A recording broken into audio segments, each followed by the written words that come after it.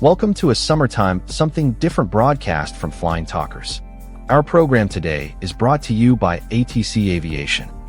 One world, one great GSSA. More about ATC in a moment. As we continue through summer 2026, we cast an eye toward Ireland, where this month the birthday of an overlooked yet famous lady of yesteryear in aviation makes us think that perhaps some attention might be paid to branding Gateway Shannon Airport. Maureen O'Hara International, to honor this Dublin-born woman's rather remarkable contributions, both as a pioneer woman executive in aviation and also her contribution that saved the last big 1930s flying boat that now lives in a Connecticut, USA museum. Firstly, raise a glass to Maureen, who was born August 17, 1920. Most people remember the famous turn she had as an international film star, where she acted in a slate of unforgettable films including The Hunchback of Notre Dame, How Green Was My Valley, Miracle on 34th Street, and The Quiet Man. That fearless face, that presence that could fill a screen without trying too hard. She looked glamorous, sure, but there was always something tougher underneath, something real.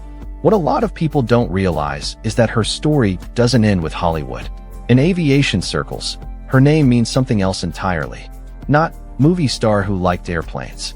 More like leader who stepped in when it counted. A big part of that comes from the life she shared with her husband, Captain Charlie Blair Jr., a Pan Am chief pilot with the kind of resume that sounds exaggerated until you check the facts.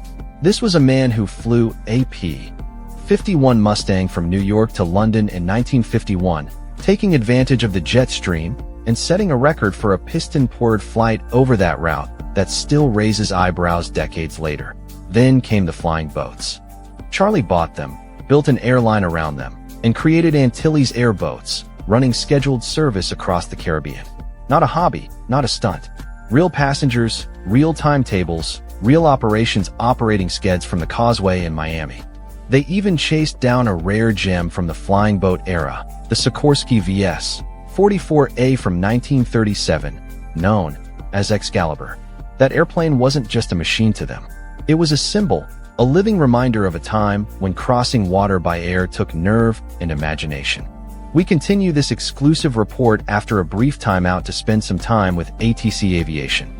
ATC Aviation Services AG is a global air cargo general sales and management agency headquartered at Cargo City South at Frankfurt Airport, Germany. Established originally in Switzerland in 1971 before expanding into cargo management in 1979, the company in 2026 handles outsourced cargo sales, operations, and management for over 70 airlines across 34 countries. As the outsource the sales and marketing arm for airlines, ATC provides market research, route performance insights, and strategic business planning. Everyone who works for ATC Aviation contributes to our success. Our people are our greatest asset, and we are proud of our highly trained and motivated staff.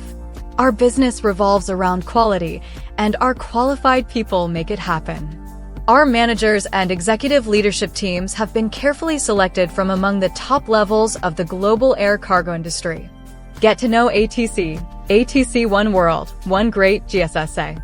And now back to our program. But then 1978 hit, and the story turns.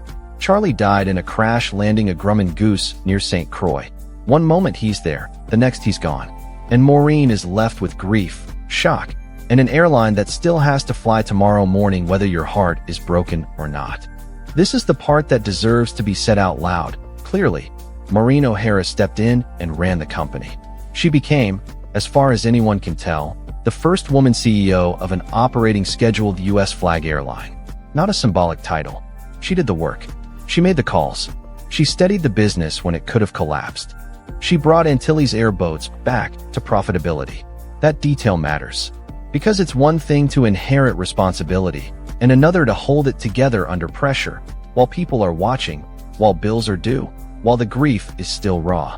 Maureen wasn't only protecting the company. She was protecting Charlie's legacy, and in a way, sharpening it into something that could last. Later, she sold the airline, but she made sure Excalibur was restored the right way. She sent it back to Sikorsky in Connecticut, and she helped ensure it would be preserved with respect. Today the VS 44A is gloriously situate at the new England Air Museum in Windsor Locks, Connecticut. Stand in front of it. It doesn't feel like looking at an artifact. It feels like looking at something history almost lost. There's also a personal thread in all this to share. Back in 1980, I was at LaGuardia, riding out of the Marine Air Terminal. A group came into my office from Foynes, Ireland, a place with deep roots in early transatlantic flying. They had a dream of starting an air museum and were looking for help from billionaire Al Yulchi, a pioneering aviation entrepreneur based at LaGuardia Airport, who had founded and operated Flight Safety International since 1951. Al that day was out of town, so somehow that group ended up with me in my office, and we embraced the moment.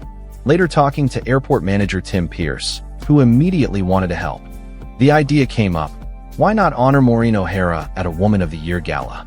Not because she was famous, but because she could make people care.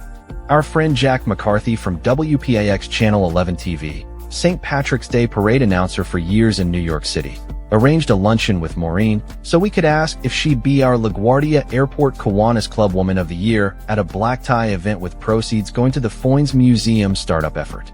She said yes right away and didn't simply agree and appear for a photo. At the event, Maureen came, stayed, and conquered. She worked the room.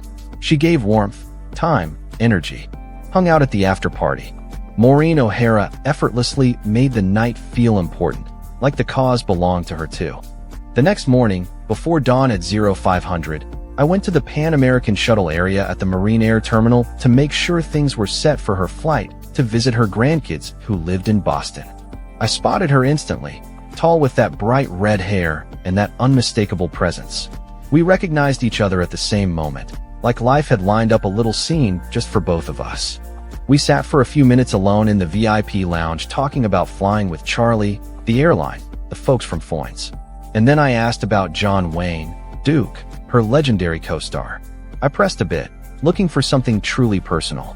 She made me promise not to repeat it until after she was gone. She told me about Wayne's last phone call to her. He sounded weak, nothing like the giant the world imagined. And he asked her, simply, why did this happen to me? That question hit her hard, because she'd known him as the strong man who could toss her around on screen, and here he was at the end, reduced to a human voice searching for an answer nobody really has. That was the thing about Maureen. During our brief time together, even when the story turned tender, it was never sentimental.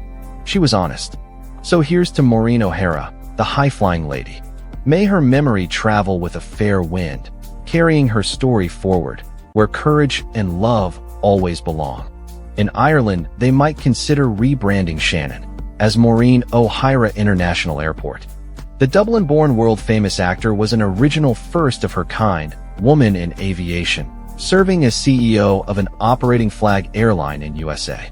It's only fitting that Maureen be given this honor for her great connections and contributions to aviation history, and no doubt a smart move for Ireland to honor a legacy all around that shall undoubtedly outlive us all.